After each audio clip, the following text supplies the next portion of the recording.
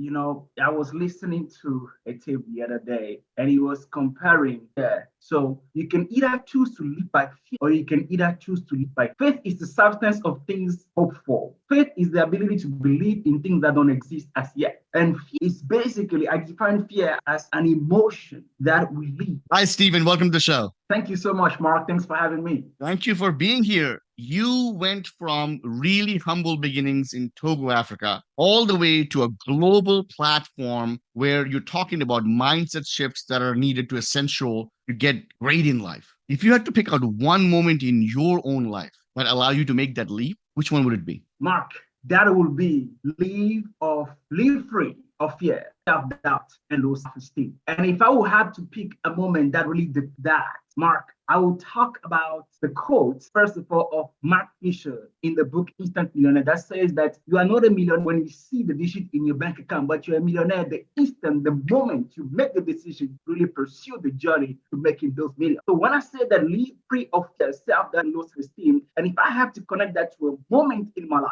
when that really reflected, it was that moment when I made the decision to leave my home country and to create a better destiny, a better life for myself.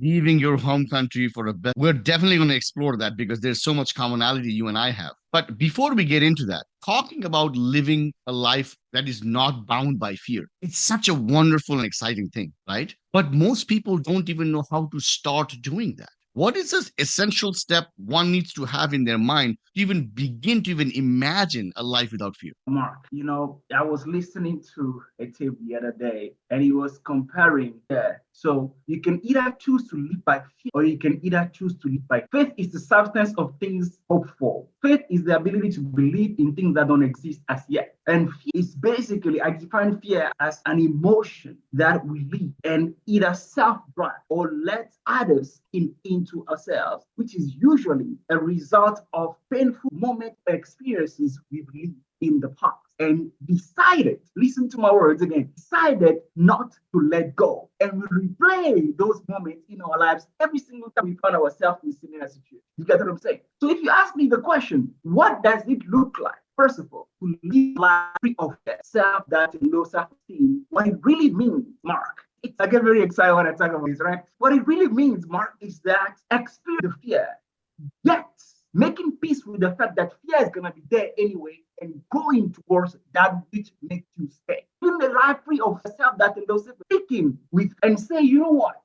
10,000 people have failed, but this very opportunity is mine to get. He has my name written on it. Live life free of fear. What it also means, Mark, is that when you look at a situation and there's only one choice left for you to do to go to the next. This is a quote that I remember that says that you're only one decision away for that decision life. And usually a lot of people are unable to make that decision simply because what is the one thing that you could do to really let go of that fear? And that is substituting that fear by Substituting the fear with the faith. yes. So when you're looking at your life and you made this decision at a very young age to leave everything you know, everyone you know, in nothing but hopes of a better life. Because you didn't know if it was going to be a better life. Many have left and have failed to ridiculous extents upon even sometimes losing their life. When you had that hope that you will have a better life when you were living, where did you put your faith?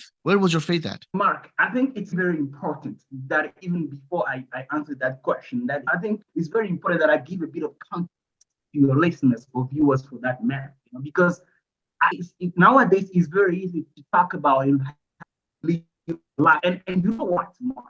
It's important for me to quickly frame this because I'm very aware that nowadays almost 60 to 70% of the development industry is built up on people's insecurities and people's of that. So before I get to answer your question, it's very important that I frame the context to people so they know that, look, I'm not a preacher that hasn't walked through the fire, okay? I'm a preacher that has walked through the fire. I'm a preacher that has swum with the shark. I'm a preacher that has been swallowed by the dolphin. And you get what I'm saying? I know what it is. Go through 2, 3, 4 days with no food, no water. I know what it is not have a place to sleep. I know what it is not to have anybody to go to when nothing seems to be working. When I left my home in Togo, by the way, TOGO, that's in West Africa, the basic salary in for right now is $50 per month. Okay, and listen, you know, like people that come from America and and they complain about life. I'm like, listen, does that you are born in the US really separate from the entire world?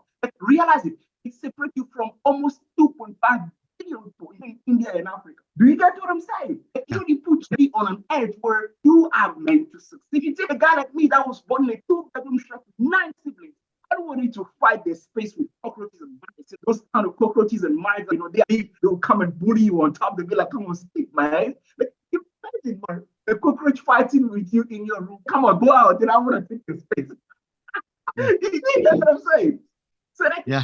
in which I've been, and I kept listening throughout my entire childhood, going high school. I kept listening to this voice that everybody has, including you and I, Mark, that whispers that, you know what, you could be better than where you are right now. You have a life purpose. Listen, there's the blueprint with which you were born, and that blueprint is that you have some greatness in you. That blueprint is that you have a life purpose, and you have to fulfill it, and you may not fulfill that in the place that you were born. Do you get what I'm saying? Everybody, Mark, has that voice in them. Now, the choice is, do you want to listen to that voice and act on it? Now, the challenge with that, Mark, is that for you to act on that voice, you're not going to have any evidence. Do you get what I'm saying? You're not going to have any evidence.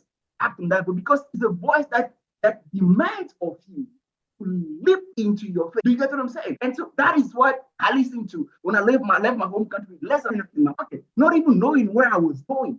Going from country to country with one jean, t-shirt on my back, not knowing nobody to go to my home or a sister or an uncle or nobody. You get what I'm saying? I have lived off that. Name any kind of jobs you can ever call on this earth. I have built fish ponds, even though I never ever know how to do it.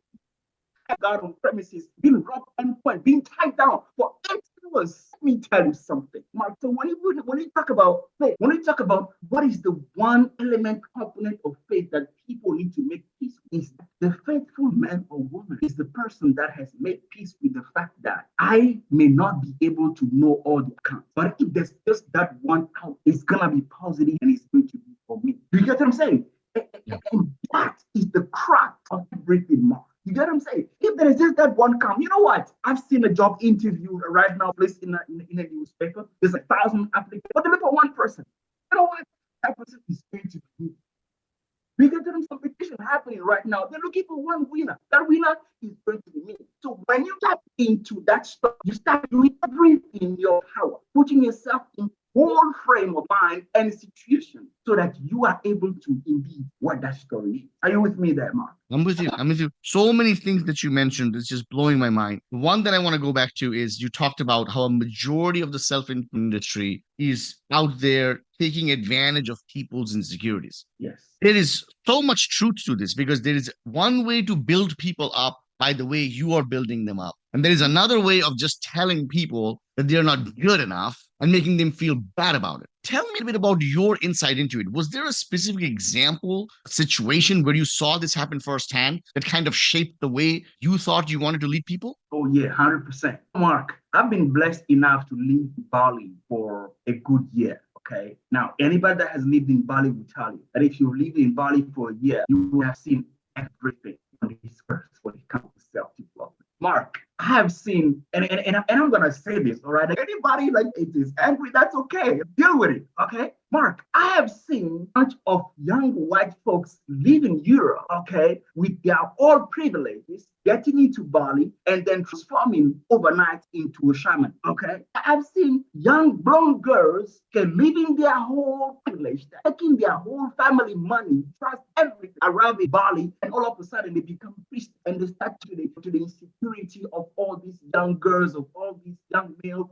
So I have been privileged enough to see people being prayed because they are going through vulnerable times, because you have that they themselves don't know what to do with their lives. I saw a very interesting quote the last time I was reading a book, says that you nowadays you have a bunch of coaches that haven't figured out their shapes, but are coaching adults how to figure out their shapes. You get what I'm saying, Mark? It's what so now what is end up happening, Mark, is that you have a bunch of blind people that when the doors are closed, they themselves want to crawl under the bed and cry because they are so right and fall apart because they don't know what to do with themselves. Now you have those very same people when the sun goes out, they come out now and want to talk the big game. What's up? You know what I'm saying? Come, let me talk to you about what tough life is. You get what I'm saying? Come, let me talk to you about how you stand on the street with no money in your pocket, but you use your brain, make money, and make a bread for that very day. You get what I'm saying? Come, let me talk to you about not knowing where your next meal is gonna come from. You get what I'm saying? But you make things happen. That's what I'm talking about. So when I work with people, I don't work with people from a place of, you know what, it's something I've read in a book or something that is, we are talking about real life, talking about real life. And that is the same culture in my entire company. Do you get what I'm saying? I don't hire coaches in my company, coaches that haven't gone through the shit, haven't done the work. No way. Do you get what I'm Yeah. saying? So ask me, where have I seen firsthand that 60% of development industry by people, written by people that are paying on other people's insecurity? Oh, this Bali is full of it. All right. And then it continues throughout the world. In America, sure, that's not escape what we are talking about now. Yeah. Let's quickly pause for a second. Your internet is really acting up. Really? Yeah, it's like cutting up. Like we're having such a good conversation, but Okay, pause it. Let me change my spot. I think. yeah, I'm gonna pause the recording right now here. Let's roll again. So we talked about Bali. So that's what we talked about. Okay. So basically the next question I'm gonna ask you is like, what do you think it is about people? So I'm just cueing you in, just warming up. I'm just gonna say, what is it do you think is in people that they're attracted to these transformations in Bali? Because you should be able to see that clearly, right? That these people are taking advantage of you. So that'll be the question again. You ready? Yeah, let's go, man. Let's just hit it. Let's go. Let's go. Yeah. Yeah. All right. So, what do you think it is in the nature of people that they're attracted to such transformations in Bali? Because it's quite apparent that it's not real. Look, Mark, I have been blessed to let you know. I use my words very carefully. And I say this because not everybody has had the opportunity to into this kind of awareness. Okay? So I'm saying that I have been blessed to understand that there are a lot of people in the world that are looking for the light. Okay. And inherently, as human beings, Mark, if not all of us, most of us are looking for the light. Okay. And some people are looking for that light from a place of lack or a place of hope. Okay. Let me explain further. What I mean. I am saying that, Mark, some people are looking for the light from a place of having been wounded, okay, wounded in their soul, wounded in their mind, wounded in their spirit, wounded in their emotions, okay? Or some people are looking for the light from a place they want to feel a lot more of their. Do you get what I'm saying? So, unfortunately, a lot of people that journey and go to Bali are these people that have a lot of their souls wounded. Do you get what I'm saying? So, it's like, Mark, imagine you take a group of 5 and all 5 of them have stomach ache, okay? But there is one person among these 5 people that is saying that, look, you know what? Yes, I have a stomach, but I don't think that if I take a medication for head is what's gonna cure my stomach. Okay, so I'm gonna go and find a doctor that is specialized in my stomach. But the other 4 people say, you know what? Damn, I can't take this pain anymore. Give me anything. You get what I'm saying? Give me anything. In fact, I'll even go and say that also these 4 people don't even know what a medication of stomach ache or headache or toothache, don't even know what that medication looks like. So here comes a guy wearing a white coat that has never stepped into a medicine school, has never stepped into a lab, that comes and say, hey, you know what? I've got a medication. And they're right. You get what I'm saying? So this is an example of why you have a lot of people that are being misled in the self-development part. This is just, there's so many. There are so many, Mark. There are so many of people that have been misled, due to their level of insecurity, due to their fears. What else? They just have to take a minute and a time, reading and say a little prayer for them to be guided. But you know what? Let's continue. I've got more to share. Yeah, yeah. What you're saying is so important, right? That it is the desperation. Sometimes we're all stuck in situations where we are so extremely desperate for a solution. And when we are desperate, there are 2 types of people who come out of the woodwork. The majority of the people are looking to take advantage of you, and some people who truly have their best interest, your best interest in their heart. The ones to be able to bear the pain in your, like in an analogy, and wait for the right people to help them is where it's at, because almost always we fall for the wrong type. Wow. So let's go back to your story, right? Because we are all a cumulative result of the experiences you've had. Your experiences in Bali with seeing fake transformational gurus is what helped you become today's great inspirational leader. But let's go back to young Stephen, right? The one that just left home, the one that is now experiencing homelessness, the one that is now experiencing a time in life where he doesn't really know what he's going to do. What was the next step in your life? How did you find your footing? Mark, before I get to answer that question, I just want to quickly reframe a statement you made earlier that it's not my exposure to the fake gurus in Bali that helped me become who I am today. No, but it contributed into me discerning that in my ability to discern the wrong from the right, the real from the fake. Okay. But when it comes to my ability to do the thing that I do today, which kind of is linked back to your question that you asked. First of all, Mark, I really believe in an element of calling, element of purpose. And I talk about this even in my book, Be Transformed, How to Live Free of Self-Doubt and Low Self-Esteem, that you can get on Amazon. I talk about this, that I'm a firm believer that whenever we are born, Mark, every single body, that includes you and I, your cousin, your mother-in-law, and your brother-in-law, okay? Whenever we are born, every single body is born with a certain set blueprint, okay? A package of gifts. A package of gifts that are destined to fulfill a specific. Am I audible? Am I clear? Am I clear now? Yeah. Very good. Right.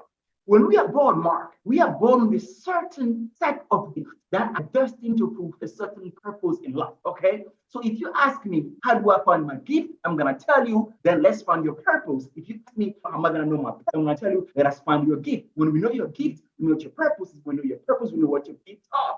So I am the same. When I was born with a certain set of purpose and ability, all right? Now, what is that? The environment in which you are thrown in will then determine how the expression of those gifts come about and then the purpose, or should I say, the mission they feel. So me, when I was born in Togo, West Africa, there's nobody around me that is a speaker. Oh, what are you talking about, Mark? You know what I'm talking about. Like your parents wanted to be either a doctor or a lawyer, or if you're not those things, you fail. It's just back home in Africa. A lawyer or a banker, your parents will disown you, all right? So growing up, I was like, you know what? I wanted to be an economist. I was in trouble, right? But I had so many talents. Right now, I can still music, I can play, I could sing back then, I can sell very well, I can manage, I can lead things. But because of what I was exposed to, right? That's my vision of me towards that environment. When I did some math and I looked at this is what my country is going to be, most like, yes, this is what economy is, no economy serving to nothing. I was like, you know what? I've got to throw myself into an environment that will offer me, at least to a certain extent, not knowing what out there, some certain extent, the level of opportunity that can enable me to feel that which is in me. Do you get what I'm saying? I left home, arrived in South Africa, as I said before, it wasn't easy. It wasn't easy at all. From one side of the continent to the, it took 18 months, and during those 18 months, my family thought I was dead. At some point, I was selling on the street. At some point, I was homeless. Let me tell you something, Mark. There was a day when, when I talk about this, it gets really emotional. I remember there was a day when I was working in this site. And if anybody knows the story of South Africa, they will know that South Africa used to be a very apartheid-driven country. Now, apartheid is, for those listening that don't know what apartheid is an institutionalized racism, basically. It's like the area of Jim Crow in the US. So South Africa has had its great deal, and those structures, to a great extent, are still surviving today, and that includes the mindset. So I was working at this site where I was unfortunate that the owner of the site was a big racist. And Mark, one afternoon, and I talk about this in my book, one afternoon, he called me. I was shocked, like, just close to 19. He was like, hey, Steve, you go upload 17 pounds, 70, not 17, 70 pounds of cement by myself. Empty stomach. Mark, I worked until like 11 p.m. at pasta. And unfortunately, I was sleeping on his premises, sleeping on the premises, working at night, security guard, during the day, general worker. General worker, you did everything. You sold, you cleaned, you sold, everything that should be done on those premises you did. And I came back the following day, Mark. And when he saw me, he beat me, hit me. Hey, you bloody monkey, you'll never be anything. Mark, let me tell you something. Dude, in the middle of that yard, I didn't even know where the chest came. Just dropped on my. And I was asking myself, what it is that I've done, what mistake that I've done for me to leave home, wanting just for me to be better life for myself. And I'm a firm believer that what is written on your life, nobody can take it away from you. Mark, I'm talking to you right now, but I'm sure you'll agree with this fact that nobody could ever predict it that you'll be where you are at today, Mark. given all the circumstances, all the real circumstances, all that you've been through, nobody could ever predict that you'll be where you are at today. But what is written on your life, with that you have within, the fight that you have within to give up, all those things will come to life. So I left those premises, and soon after, I moved to this little shack. $20 was the rent that I couldn't even afford. It was one of those shacks that mice and they will come and do funny stuff with you. I tried 4 times to go to the city. It was a bunch of fake certifications, one after the next, promising of go through certification will give you a job. 4 times, scammed with all my savings gone. So one Wednesday afternoon, I was on the street corner stand selling. So I will be there doing, hi, ma'am, how are you? Come buy my little apple. Hi, sir, you come buy my biscuit. I'll be there doing that every single day. And each gentleman came to me, hey, Steve, what's your story? I told him my story. He said, you know what? Come through the following day. Come to Massmart. Massmart is the division of the Walmart in South Africa. So come to, I might have something for you. That's all right. Now, even go to Massmart, Mark. I didn't even have anything to wear. I went to a friend of mine as a pastor. He gave me a brand new trouser and a brand new shirt, as if they were mine. I'm trying to answer the question, what happened between then and now? But people need to be full story so they can understand the frame of this.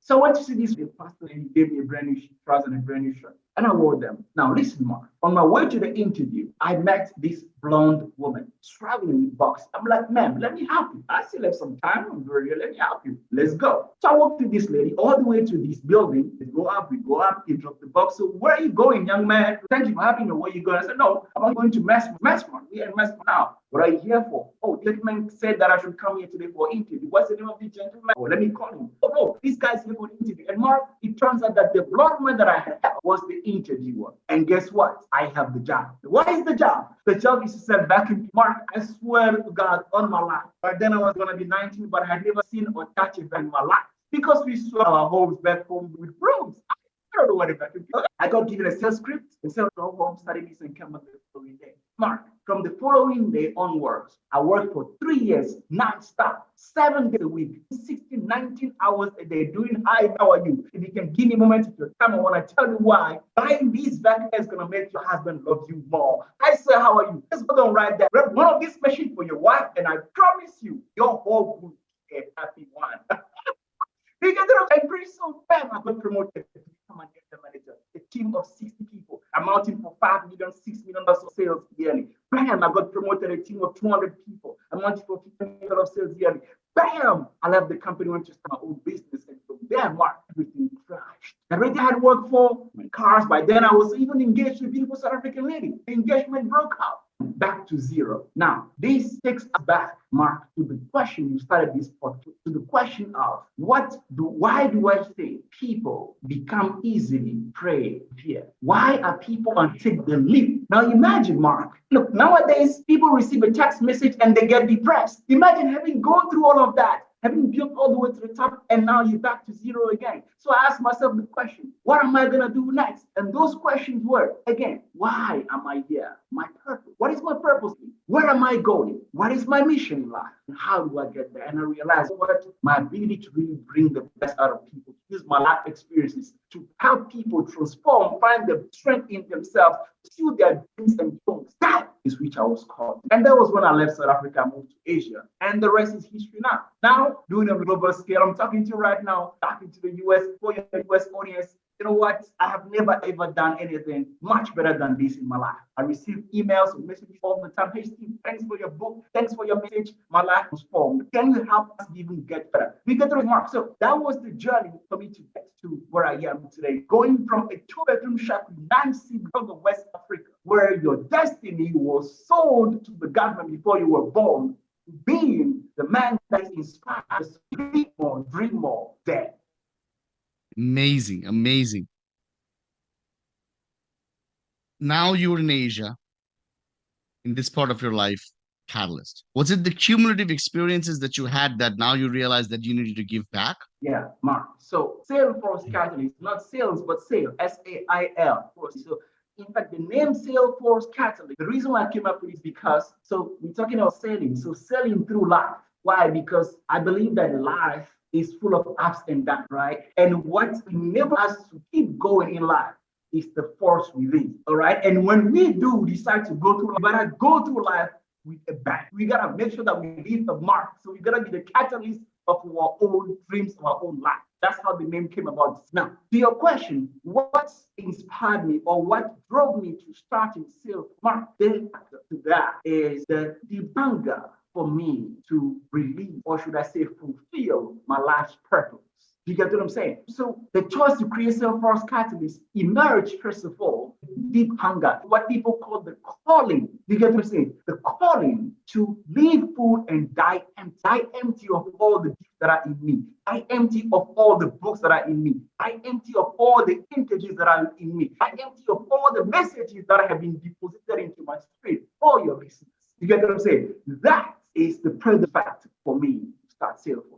No, we talked about some fake transformations in Bali. Then we talked about your incredible transformation from just Togo, Africa to where you are, and the obstacles, myriad of obstacles that you faced and how you overcame them, right? And the belief system that you had and the faith that you had and the figuring things out on the moment that you needed to do, right? So these are like the two transformations we talked about. Let's talk about a third type of transformation. Was there a story of someone else's transformation, maybe a client of yours, maybe someone else you saw with your own eyes that kind of helped you understand, wow, this is how a real transformation can be? There's so many, but I want to tell you this one, Mark. So one Thursday afternoon, about 2 years ago, I received this from this young lady. I'm not going to call her name now. At first, it started as a picture. Hi, Steve. How are you doing? I see your content online and I really like what you do. Got a problem.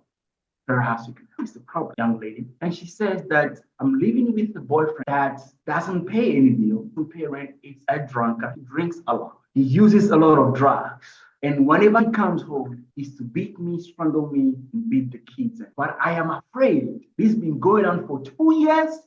I can't leave. I feel as if I've been here. I can't leave. I don't know what to do. But if I don't, I'm pretty sure that in the next 2, 3 months, I will die because of the bill. Now, Mark, the reason why I talk about this story is because, yes, indeed, in the life of this lady, her being stuck was in a relationship. But how about the person listening to me right now that is in a job that he did all his life, yet he's able to take the leap towards his life calling? What about that young man listening to me right now, somewhere in India or somewhere in Africa, that has a dream, has caught a glimpse of their dreams and goals, yet do not have the resource, the money, the resources, the strength, the faith, go after that, and is feeling stuck? What about the CEO, the director, the executive that has spent 10, 15 years doing something that they fully dislike, yet they're feeling stuck, or they become slaves of the advantage, the salary, the money, the comfort that this job gives? So many people are right now exactly in the same situation as this lady was, although the lady was stuck in an abusive relationship. Now, of course, the rest is story. And you know what? Let's get on call and talk about it. I want to share with her. I'll say, look, I want to give you some three key secrets that are going to help you really uncover the strength, the faith, the hope, the belief, to not only shape the belief system, but to also tap into story that makes you believe that when you leave your guy, your man that wants to kill you overnight, or when you leave that man, there's a great future for you. Mark, now that I'm talking to you right now, this lady, listen to me, Mark, now owns, in just 2 years, owns a business that's making $1 million. Do you hear what I'm saying? This lady that I'm talking to you right now is living very happily with her 2 daughters right now. Do you get what I'm saying? This lady that I'm talking to right now, Mark, is now married. I'm having a VP lady just like her. Do you get what I'm saying? Now, this is the lady that was trapped in that relationship at the verge of being killed. Do you get what I'm saying? So somebody listen to me right now. What I'm trying to tell them is that there is someone greater on the other side. You get what I'm saying? There is someone of them that's even greater. Okay? That they will not be able to leave that experience if they don't take the leap of faith from where they are right now. I'm gonna get too excited when I talk about this. I Powerful get too stuff. yeah. I love it so much. We talked about a lot of your work in the realm of personal development, helping change individual lives. But you also do a lot of work in philanthropy and helping nonprofits tackle poverty. Tell us a little bit about that work. What are some of the biggest rewards and what are some of the biggest challenges with tackling something at such a mass scale? First of all, The thing is, I think it's important that we all realize that we don't all have the same spoon. Okay, we are all not. Some people are born with wooden spoon. People are born with silver spoon. Some people are born with diamond spoon. Some people are born with no spoon. Do you get what I'm saying? Right? The likes of you and I, we have no spoon. Okay, we had to really forge our spoon. Okay, from the dirt of earth. So my thing is not about, and this is how I live my life, Mark. I don't want to live a life in which I'm literally handing spoons out. Okay. No, I don't want to live that life. I want to live the life in which I share with other people. That includes the next generation, so they can literally get their own spoon. So that when the tree of life drops a plate of soup or a plate of rice in front of them for the next 5, 10 minutes, because that's what opportunities are. They don't stay forever, right? When they see that plate of rice in front of them, they can literally take their spoon and dip it in there and take their cup. Do you get what I'm saying? Being able to tackle this on the large scale in West Africa, like how we've done, it is challenging, okay? It is a very challenging task. But again, it's a matter of us being able to keep the faith, continue pushing, and coming across people like you, coming across people around the world that also believe that, you know what, I have a mission to also help others to find out how they can make their spoon. And even better, if we're able to teach young kids from a very early generation how they can make spoons already. Because those that are born with no spoon want to make wooden spoons and later on go in life to make their own golden spoon. Get what I'm saying? So yes, Mark, it's been really challenging. I remember like when we started the foundation of Educate One Child, for example, it focuses on creating books. We create children material books and we share to children back in West Africa. Look, there was a time when my brothers and I were out of money, and because of something we managed from our pocket, all right? We have parents calling us and saying, look, our children can't go to school. What are we going to do? Do you get what I'm saying? So this is another situation that has revealed myself to myself. You know, you're gonna make me go there. You're gonna make me go there. But let me put a comma for that for now, and I give it back to you. Go ahead. Go ahead. As I'm just thinking about your life, right? It's literally a testimony of overcoming adversity, right? The interesting thing about you and your personality and your character is that what you accomplished for yourself, that's a dream for many people on their own. Leaving Togo, finding a life, finding a job, finding success, climbing up the ranks, managing so many people. You could have just had a nice, comfortable life because you've made it. But what I find really interesting about you is that you didn't stop there, that you continued past that. And now you have turned your life into a different, giving it a different meaning and purpose to spread the knowledge and the joy, to give others purpose. I'm still trying to understand why that is. Why didn't you just become selfish and say, this is great? Because that's what almost everybody does. There's nothing wrong with that. They struggled, they overcame adversity, they became great, and they have a great life. They got married, had kids, all those things. But you didn't do that. You are going past that, and you are literally taking it to a global level. What is it within you that makes you want to do that? Mark, I love your questions. I've got to say this. I love your questions. I'm sorry if I didn't mention this at the beginning of the podcast, but I really command and have a lot of respect for people like you. Okay, that you're doing the same thing that I'm doing, by the way. Okay, so I'm not special, Mark. I don't think I'm special at all. So I just want to say your question again that really touches my soul. That I commend you for doing what you do, for having a platform like this, to enable people like me to spread their message even further. Now, back to your question. Look, Mark. First of all, I have love for people out there that have struggled throughout their life and made it and decided to keep it close. That's okay.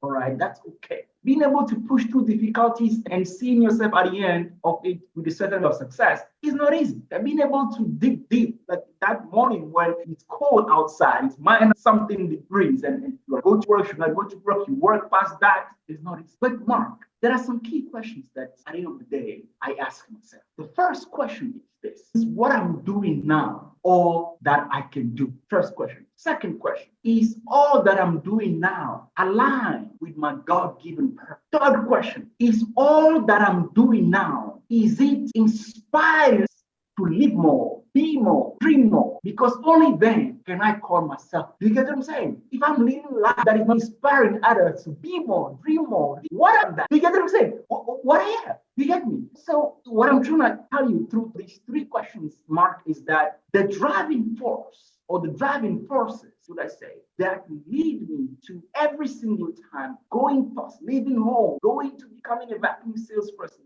become an area manager, being great to become a regional manager, going to start a company, losing everything, starting from scratch, going to start Salesforce. Now I'm talking to you from Portugal. I've just kicked off Iris ecosystem that's really focused on empowering founders with their self-development and making money, finding opportunities accessible, quick and cheap.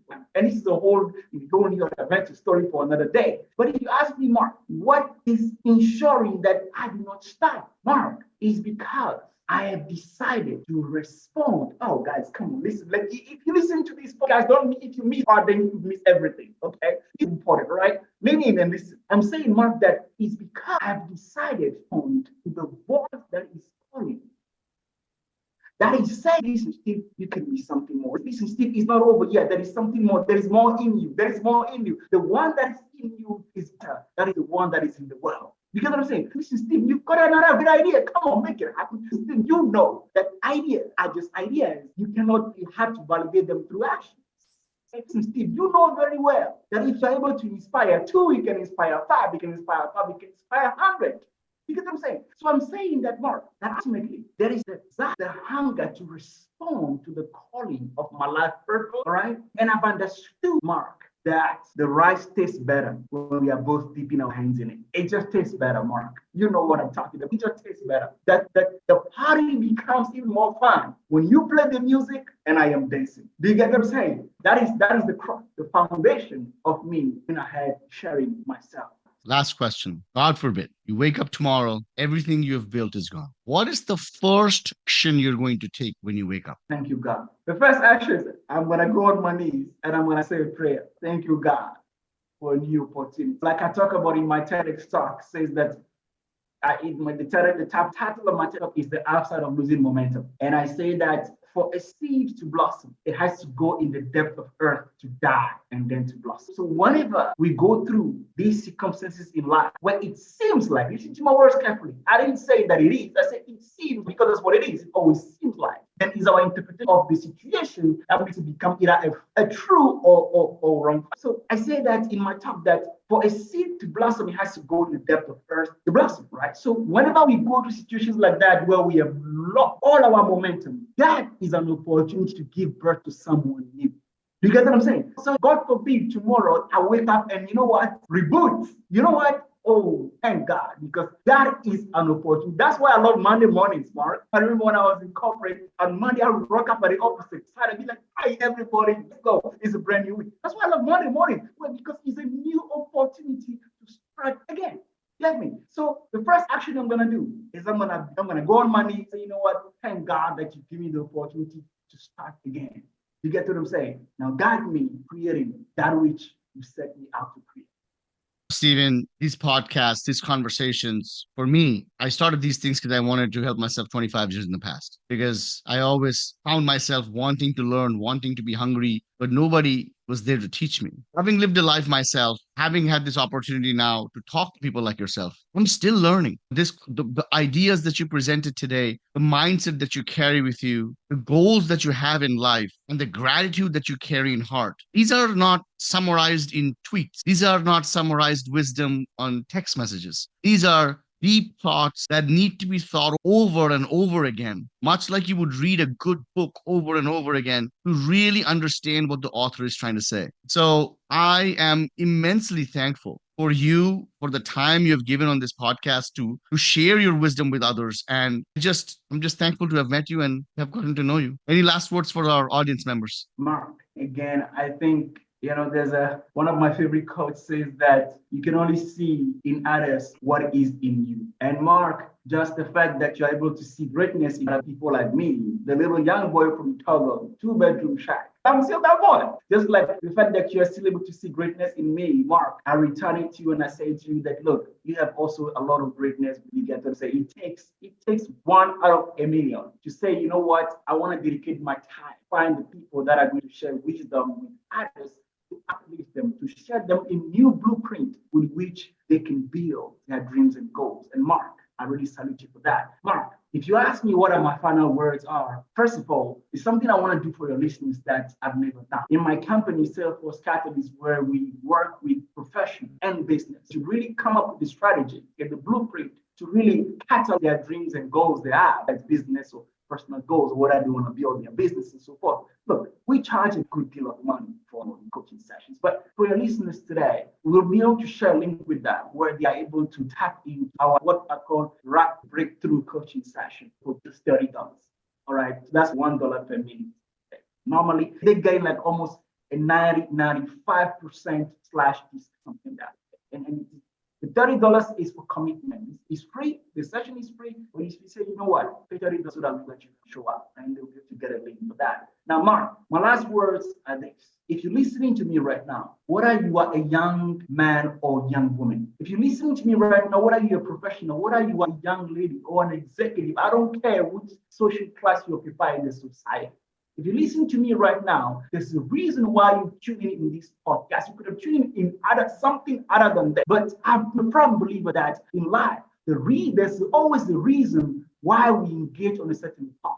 There's always the reason why you could have chosen to go the left road but went the right road today. There's a reason why you tune on this podcast today. And that reason, that which you are believing in, that which you are struggling, that voice that you're listening to, the reason why you tune in this podcast today is for me to you. That dream is for you to own. The reason why you tune in this podcast today is for me, Steven Dossou, all the way from Togo, Togo, to let you know that everything that you are going through right now is not going to stay, but it's going to. The reason why you're tuning this podcast today right now is for me to let you know that there's greater in you than that which is in the world. The reason you're tuning this today, somebody come please help me, I'm getting excited. Oh, listen, the reason why you're tuning this today is for me to let you know that you have a light within, and it's the light that we are all waiting for. So I've got the candle and I've come to shine your light. Thank you very much.